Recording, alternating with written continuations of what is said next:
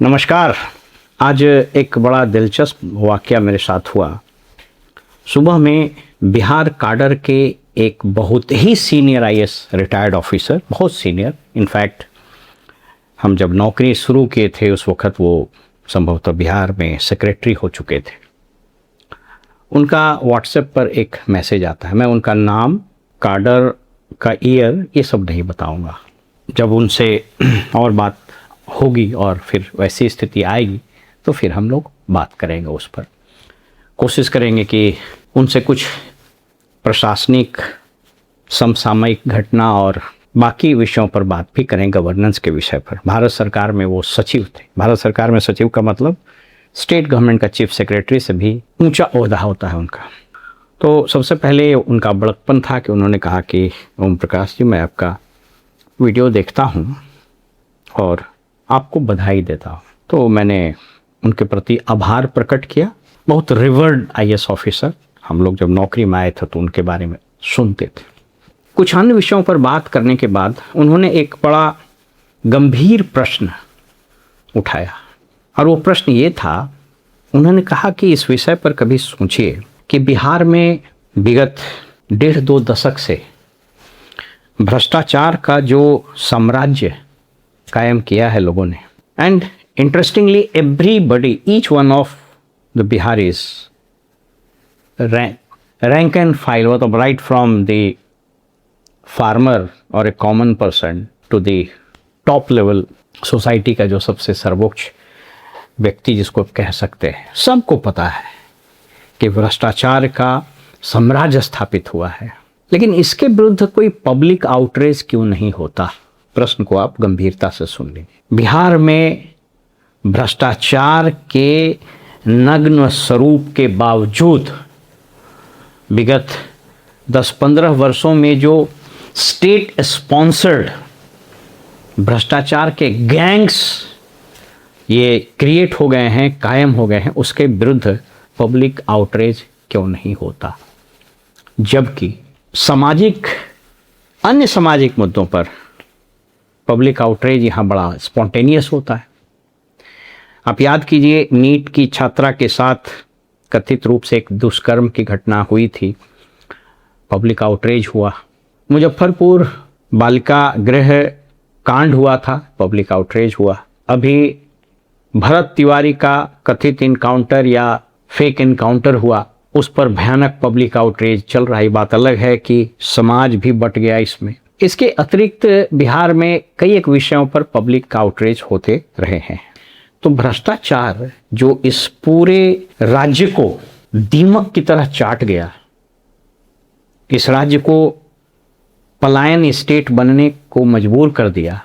2 करोड़ से ज़्यादा युवा जब दूसरे राज्यों में कमाने जाते हैं तो जिस बदहाली, जिस विषम परिस्थिति में नारकीय तरीके से ट्रेन के टॉयलेट्स में सोकर जाते हैं, ट्रेनों में, बसों में लटक कर जाते हैं, जिस भ्रष्टाचार के साम्राज्य ने ये स्थिति पैदा की, भ्रष्टाचार के जिस साम्राज्य ने यहाँ पूरे शिक्षा व्यवस्था, मेडिकल व्यवस्था का सर्वनाश कर दिया, गवर्नेंस को भ्रष्टाचार की आहुति चढ़ा दिया, सारे सिस्टम नकारा निकम्मा बना दिया, उसके विरुद्ध पब्लिक आउटरीच क्यों नहीं होता है?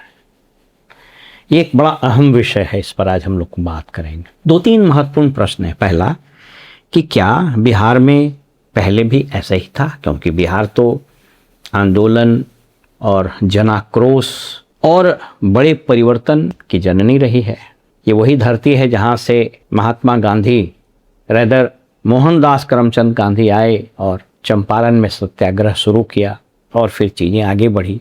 आप सब जानते हैं, मैं उस पर डिटेल में नहीं जा रहा हूँ। बापू को सब लोग जानते हैं और बापू के विषय में हम कुछ बोलें ये शोभा नहीं देता है। उनके कृतित्व और व्यक्तित्व की चर्चा करें। बिहार में पब्लिक आउटरीच होते रहे हैं, अभी हाल की घटनाएं बताई मैंने, लेकिन भ्रष्टाचार पर हाल के कुछ वर्षों में, दशकों में रहा कोई पब्लिक आउटरीच, कोई आम जन आंदोलन एज सच नहीं हुआ है। क्यों नहीं हुआ? जबकि इसके पहले तो हुआ है। आज इस विषय पर मेरी कई एक अधिकारियों से, समाज शास्त्रियों से, राजनीतिज्ञों से जब बात हुई तो उसमें कुछ लोगों ने कहा कि यहाँ नेतृत्व का अभाव है, विपक्ष की शून्यता का एहसास है, कदाचित ये कारण होगा। तो फिर मुझको याद आया कि जेपी का आंदोलन के पहले जो स्टूडेंट का प्रोटेस्ट हुआ था वह तो बेसिकली लीडरलेस था, उसमें तो कोई नेतृत्व एज सच नहीं था। आपको याद होगा कि 18 मार्च 1974 को बिहार छात्र संघर्ष समिति करके एक ऑर्गेनाइजेशन जो हॉस्टल में फीस, भ्रष्टाचार, याद रखिए भ्रष्टाचार, चीज़ों के दाम बढ़ने, बेरोजगारी आदि को लेकर के विधानसभा का घेराव किया। उस वक्त मुख्यमंत्री, मुझे ठीक से याद हो तो अब्दुल गफूर साहब थे, फायरिंग हुई और 2-3 लोग मारे गए। उसके बाद जयप्रकाश जी का पदार्पण हुआ, उन्होंने इस जन आंदोलन को जो स्टूडेंट के मूवमेंट से शुरू हुआ उसको अपना नेतृत्व दिया और 5 जून 1974 को एक मैसिव स्ट्रॉन्ग मार्च हुआ पटना में और संपूर्ण क्रांति की शुरुआत हुई। देश में भ्रष्टाचार एवं सिस्टम के विरुद्ध जनाक्रोश होते रहे हैं। जनाक्रोश ऐसे होते रहे हैं कि सुप्रीम कोर्ट ने भी अपने निर्णय, अपने आदेश, अपने जजमेंट्स बदले हैं। अरावली मामले में जहां सुप्रीम कोर्ट ने एक निर्णय दिया कि सर्टेन हाइट से ऊपर ही अरावली माना जाएगा, 2 पहाड़ी के बीच में सर्टेन गैप से कम रहेगा तो उसको माइनिंग वहाँ अलाउड नहीं, यानी उससे ज़्यादा होगा तो माइनिंग अलाउड होगा, वगैरह वगैरह। उस पर पब्लिक आउटरीच हुआ और सुप्रीम कोर्ट ने वो फैसला बदला। कुलदीप सेंगर जो बलात्कार का आरोपी विधायक को बेल मिल गया, उसके बाद जबरदस्त जनाक्रोश सड़कों पर दिखा, कोर्ट का फैसला बदला। रेसलर के साथ यौनाचार की बात हुई, जंतर मंतर पर जनाक्रोश हुआ। और अभी हाल में कॉकरोच जनता पार्टी एक डिजिटल प्लेटफॉर्म पर आंदोलन शुरू हुआ मुख्य न्यायाधीश के एक वक्तव्य के बाद, जिसमें उन्होंने बेरोजगार युवाओं को कॉकरोच कहा था। हालांकि बाद में उन्होंने सफाई दी, माफ़ी तो नहीं मांगा, सफाई दी, तो उस पर जनाक्रोश हुआ। तो फिर बिहार में ये 2 दशक या उससे थोड़ा आगे भी ये भ्रष्टाचार का, खास करके नीतीश कुमार के राज्य में भ्रष्टाचार का जो अखिल राज्य स्तरीय भ्रष्टाचार के गैंग बने, इसके विरुद्ध आउटरीच क्यों नहीं हो रहा है, एक अहम प्रश्न है। आज इस पर मैंने बहुत रिसर्च किया, कुछ किताबों को पढ़ने की कोशिश की, फिर कुछ famous philosophers, political activists, statesman के विचारों को जानने की कोशिश की। बहुत कुछ मिला नहीं, लेकिन इस क्रम में कुछ बातें स्पष्ट होनी शुरू हो गई। याद रखिए, भ्रष्टाचार पर मैंने कई किताबें पढ़ी है, पैथोलॉजी ऑफ करप्शन, और अब तो बहुत सारी किताबें निकल गई। भ्रष्टाचार के संबंध में 2-3 मूल बातें हैं जिसको याद रखना चाहिए। पहला, भ्रष्टाचार वह नदी की भांति होती है जिसका बहाव ऊपर से नीचे होता है, और विडंबना यह है कि भ्रष्टाचार को हमेशा नीचे से रोकने का यत्न जानबूझकर किया जाता है, लोगों को दिखाने के लिए। इसलिए आप देखिएगा कि बिहार में विजिलेंस के द्वारा, SBU के द्वारा, इकोनॉमिक ऑफेंस के द्वारा इंजीनियर्स को, फलाने को पकड़ करके बंद कर दीजिए, एक आध को IAS को धर लीजिए दिखाने के लिए। लेकिन मोटे तौर पर बड़े ब्यूरोक्रेट, बड़े पॉलिटिशियंस और जुडिशरी के लोगों को, इन लोगों को कभी पकड़ने की हिम्मत नहीं हुई। इसका 2 ही कारण है। पहला कि ये सभी पाक साफ है, और दूसरा कि इनको हिम्मत नहीं है। तो भ्रष्टाचार का पहला इंग्रेडिएंट, पहली कैरेक्टरिस्टिक्स ये है कि ऊपर से नीचे बहता है, लेकिन इसको रोकने का यत्न हमेशा नीचे से किया जाता है और इसलिए कभी सफल नहीं होता है। दूसरा,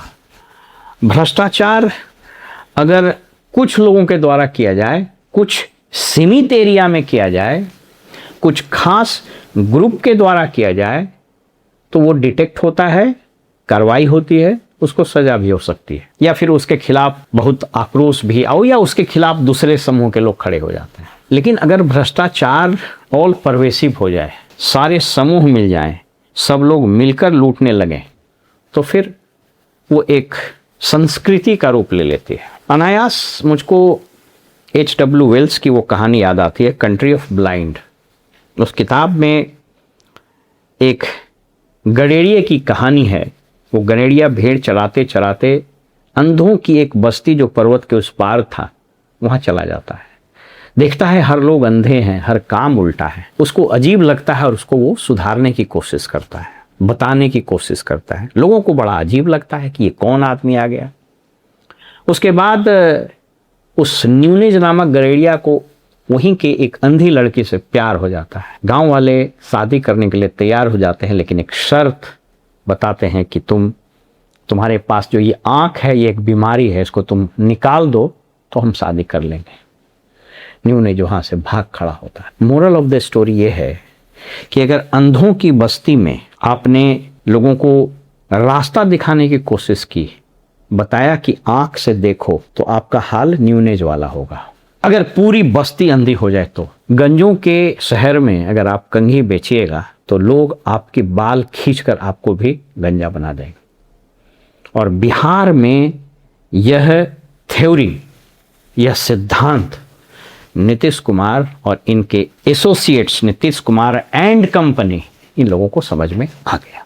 2005 में जब नीतीश कुमार आए, उस वक्त तक बिहार का गवर्नेंस, बिहार की इकोनॉमी और बिहार की कानून व्यवस्था बहुत खराब थी, जैसे अभी खराब हो गई है विगत कई एक वर्षों से। उस वक्त भी खराब हो गई थी। उस वक्त मीडिया ट्रायल भी चल रहा था। हालांकि ये बात अलग है कि अब मीडिया ट्रायल होने पर हाई कोर्ट्स और न्यायालय के फरमान आते हैं, उसको मानना हर नागरिक का कर्तव्य है। हम लोग सब लोग मानते हैं, न्यायालय के लिए सम्मान है।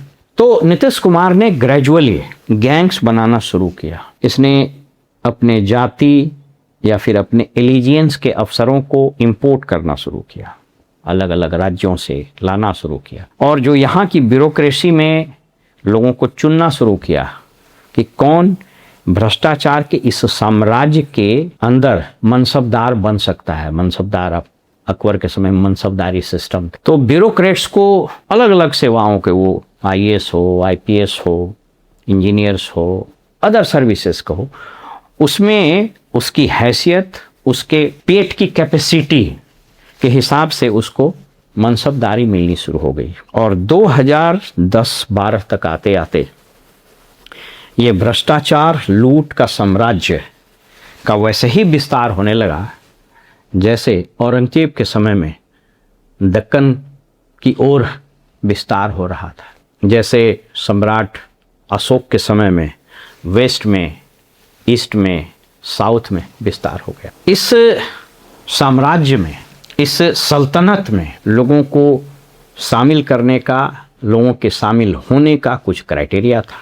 पहला क्राइटेरिया था कि इस सल्तनत में जो बादशाह, जो शीर्ष पर बैठा हुआ व्यक्ति है, उस बादशाह के जाति का या फिर वैसे लोगों का हो जो लूट के स्किल में, लूट के कौशल में महारत हासिल किया हो और जो लूट के नए नए मॉडल्स तैयार करें। उसमें कुछ दूसरे प्रदेशों से इंजीनियर्स को लाए गए।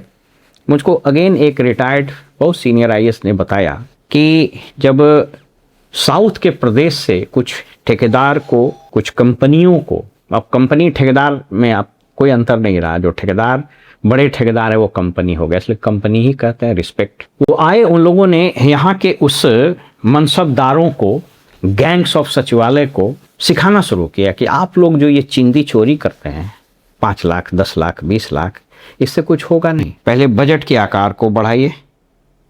एक पिक्चर मैंने कभी देखी थी रणदीप हुड्डा का, उसमें जो विलेन होता है वो हीरो रणदीप हुड्डा को बोलता है कि साहब पेट बढ़ाओ, पेट बढ़ाओ, मेरा तो साइज भी बढ़ा, मेरा तो पेट भी बढ़ा, मेरा भूख भी बढ़ा। तो ये साउथ से आए हुए कंपनियों ने सिखाना शुरू किया, कौशल, स्किल डेवलपमेंट का कार्यक्रम चलाया कि जो चिंदी चोरी 5 लाख, 10 लाख, 20 लाख का कर रहे हैं, इसको बंद कीजिए, योजना का आकार बढ़ाइए, और जो रोड 50 लाख में बनता हो उसको 50 करोड़ कीजिए। तो जो लोग 50 लाख में रोड बनता है उसमें 1 करोड़ खर्चा कीजिएगा, पब्लिक भी खुश, वाह क्या रोड बना है। और वो 50 करोड़ में 40 से 45 करोड़ लूट लिया जाएगा।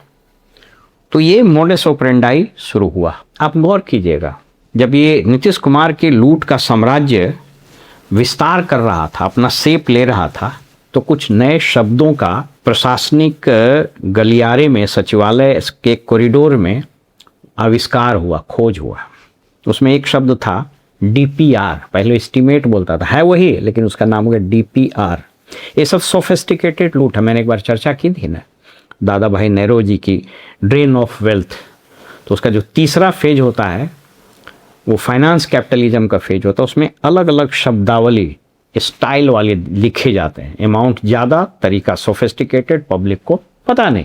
तो डीपीआर आया, उसके बाद expression of interest, consultants, state project monitoring unit, ये सब नए शब्द आविष्कार हुए। और ये सब कुछ नहीं थे, ये नए नए मनसबदारों को लूटने के लिए तैयार किया जा रहा था। अलग अलग divisions, infantry division, ordnance division, तो इंजीनियरिंग डिवीज़न वो तैयार होता है। तोप गोले सब तैयार किए जा रहे थे लूट के साम्राज्य को स्थापित करने के लिए। फिर ये साम्राज्य बढ़ना शुरू हुआ, बजट का आकार बढ़ा, मनसबदार अपनी जगह पर सेट हो गए, एस्टीमेट डीपीआर हो गया। फिर लगा कि विभाग में जो लोग अफसर लोग बैठ रहा है, असिस्टेंट लोग बैठ रहा है, ये तो सब नियम कानून में पारंगत है, तो इससे कैसे बचा जाए। बिहार फाइनेंशियल रूल बदले गए, तो इन लोगों ने कहा कि इसका एक तरीका निकालो, क्योंकि तब तक बहुत डिजिटाइज हो गया था सब चीज़, कंसल्टेंट्स आ गए हर विभाग में, वेबसाइट ये वो, माने सब चीज़ आउटसोर्स हो गया। मतलब मुझको कभी कभी लगता है कि जब सब कुछ आउटसोर्स हो ही गया तो 3 ठो जो पद है, मुख्यमंत्री, मुख्य सचिव और डीजीपी, इसको भी आउटसोर्स कर दीजिए तो कोई दिक्कत नहीं। अब आने वाले समय में शायद हो भी जाएगा। ऐसे ये सब आउटसोर्स माने प्रैक्टिकली हो गया, थ्योरेटिकली भी नहीं है, ये सब आउटसोर्स्ड है।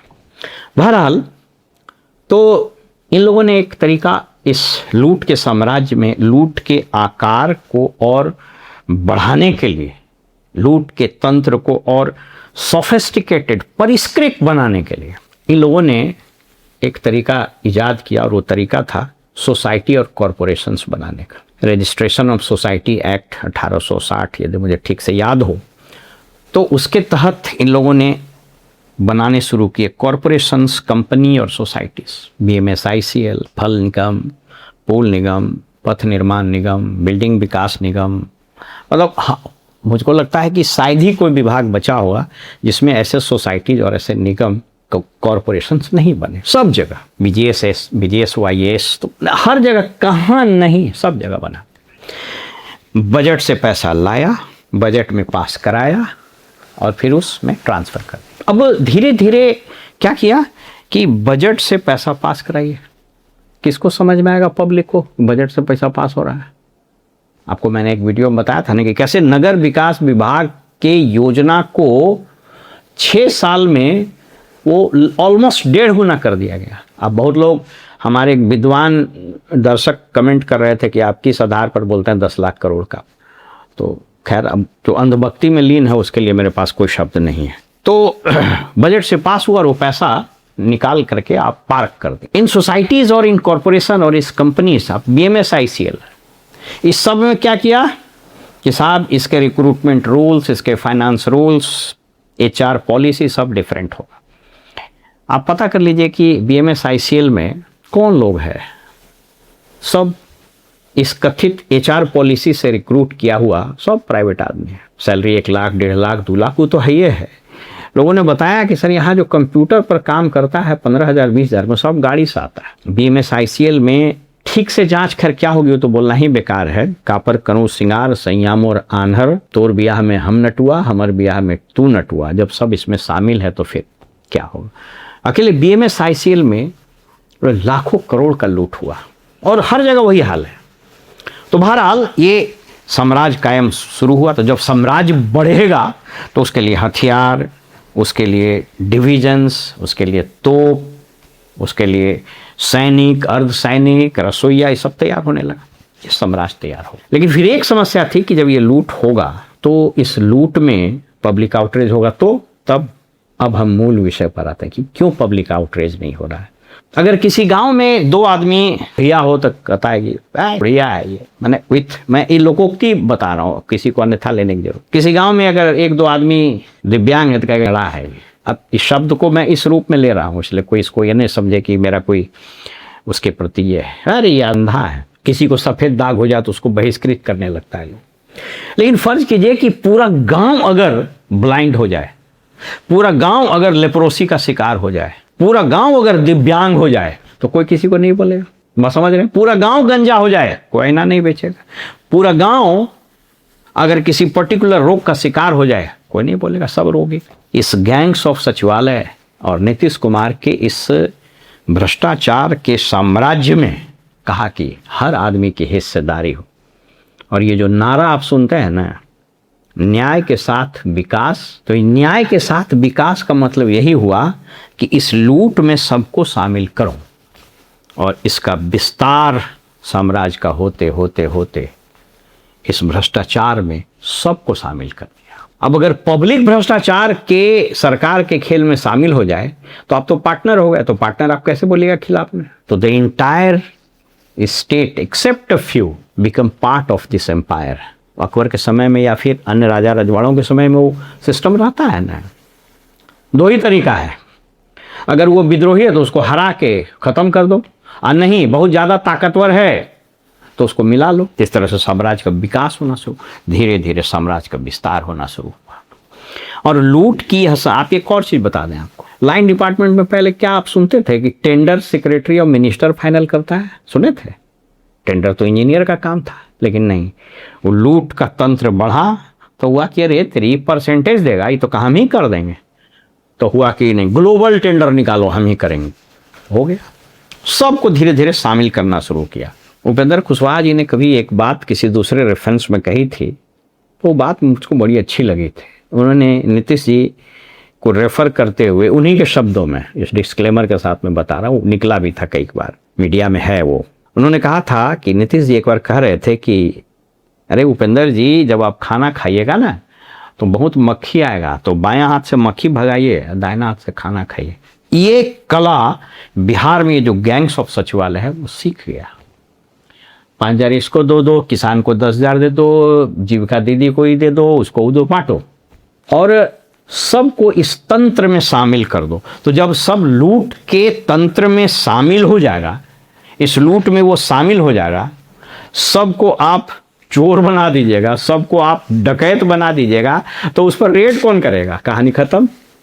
और चूंकि आकार इतना विस्तृत हो गया, पैसे में बहुत ताकत होती है, उस पैसे के चमक और उस पैसे का जो चुंबकीय आकर्षण है उसने सारे इंस्टीट्यूशन को हिला दिया, सब इंस्टीट्यूशन। अब बोलने में गुरेज नहीं होना चाहिए, बोलना पड़ेगा, क्योंकि अगर अब समाज या वैसे लोग जो इसके विरुद्ध बोलना चाहते हैं वो अगर कंटेम्प्ट से डरने लगे और डिफेमेशन से डरने लगे, तब तो चीज़ें होंगी। तो पब्लिक आउटरेज न होने का सिर्फ एक ही कारण है कि भ्रष्टाचार को यहाँ के जनमानस की संस्कृति का एक हिस्सा बना दिया गया। उस IAS अधिकारी जो हमारे जिनसे बात हुई, विथ ऑल ड्यू रिस्पेक्ट, उन्होंने एक चीज़ कहा कि हम मेंटरिंग करते हैं, जो लोग IAS एस्पिरेंट्स रहते हैं तो उसकी मेंटरिंग करते हैं। या फिर तो उन्होंने एक बड़ी दिलचस्प बात कही, बोली कि ओम प्रकाश जी, 90-95% वैसे एस्पिरेंट्स आ रहे हैं जिनको IAS संवर्ग या इवन IPS संवर्ग में आने का एक सबसे ज़्यादा जो अट्रैक्शन होता है, उनका जो इंक्लिनेशन होता है कि बस लूटेंगे। कुछ साल पहले तक, कुछ दशक पहले तक ये अनथिंकेबल था कि कोई IAS अधिकारी चार्टर प्लेन से आएगा। यहाँ चार्टर प्लेन से एक नहीं कई एक अधिकारी जाते हैं, घूमते घूम के चले आते हैं, उस पर कोई उंगली नहीं उठाता है। और अब तो पब्लिक बोले ना, उस संस्कृति का हिस्सा हो गई, कह रहे वो तो ठीक है, चलता ही, ये सब चलता है, कोई बड़ा बात नहीं। और कि विभत्स चेहरे को ढकना हो तो फिर उसका मेकअप करना होता है, दिखाना होता है, हाथी के दांत खाने और दिखाने। तो दिखाने के लिए 3 विंग बने, special vigilance unit, economic offence और विजिलेंस तो था ही। और इन लोगों को बताया गया कि बताते रहना है कि गवर्नेंस चल रहा है। तो इनके ADG वगैरह को सुनिएगा तो बोलता है इस साल का टारगेट है 500 पकड़ना। ठीक है, आप पकड़िए, लेकिन कहाँ, अभी तो जो ये सब चल रहा है अब तो हाईकोर्ट ने मना कर दिया है, तो हम तो अब उस पर हम लोग नहीं बोल सकते हैं, लेकिन उसका नाम लिए बगैर हम बोलते हैं कि तो कहाँ हुआ, कुछ हुआ क्या?